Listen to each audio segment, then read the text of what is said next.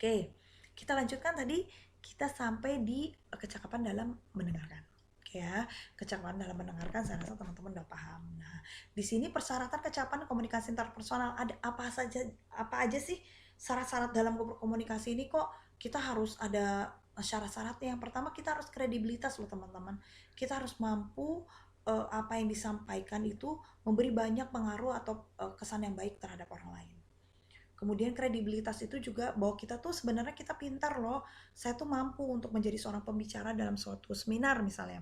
Saya mampu loh untuk menjadi seorang ketua OSIS atau ketua BEM misalnya. Itu adalah kredibilitas atau kemampuan kita di dalam kita diberikan kepercayaan orang memberikan kepercayaan kepada kita atau kita diberi kepercayaan dari orang lain. Itu adalah kredibilitas. Kemudian apa sih daya tarik? Daya tarik secara fisik pasti ya teman-teman ya. Modal utama kita untuk dihargai adalah dari fisik.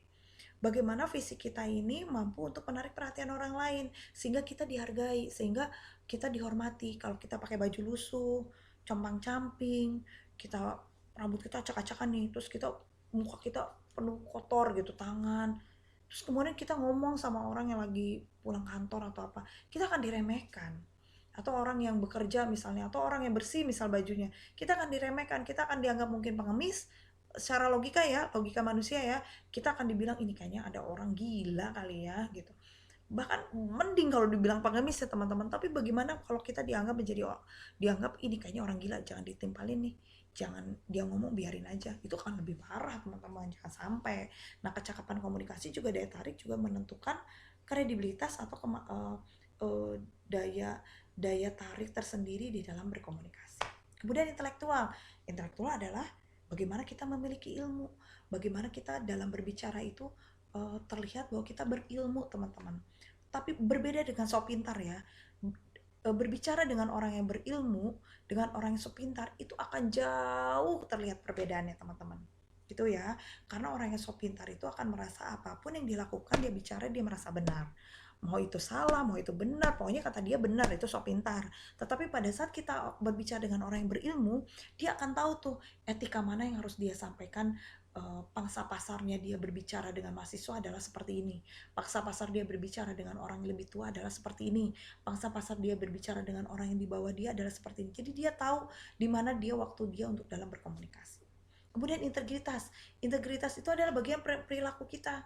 Kecakapan komunikasi jika tidak ada integritas juga agak sulit ya teman-teman ya. Kenapa? Karena kita nggak perilaku kita tuh nggak keinginan untuk bisa mendengarkan orang lain, untuk bisa berkomunikasi dengan orang lain itu akan menjadi pudar jika kita tidak ada integritas. Bagaimana kita menghormati orang lain dalam berbicara, misalnya pada saat kita menjadi seorang pendengar, jadilah seorang pendengar. Pada saat kita menjadi seorang pembicara, jadilah seorang pembicara. Bukan dibolak-balik.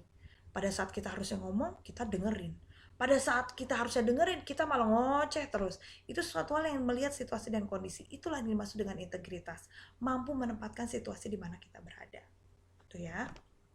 Oke, untuk komunikasi interpersonal ini sebagai pengalaman kita lanjutkan untuk di season berikutnya. Ini berkaitan dengan bagaimana seorang komunikator ini berbicara berdasarkan pengalaman dia terdahulu atau juga pengalaman dari orang lain. Gitu ya. Sampai ketemu di pertemuan selanjutnya. Terima kasih sudah menonton video ini. Saya harap teman-teman menonton sampai selesai.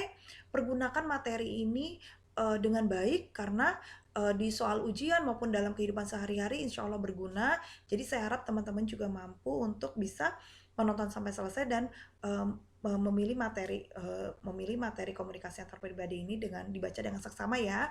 Gitu ya, jangan hanya ditonton aja tapi juga dipahami. Oke, terima kasih atas waktunya. Mudah-mudahan jangan bosan untuk terus kuliah dengan saya. Semoga kita cepat kuliah secara tatap muka ya, sehingga tidak ada lagi kuliah online. Terima kasih teman-teman. Assalamualaikum warahmatullahi wabarakatuh.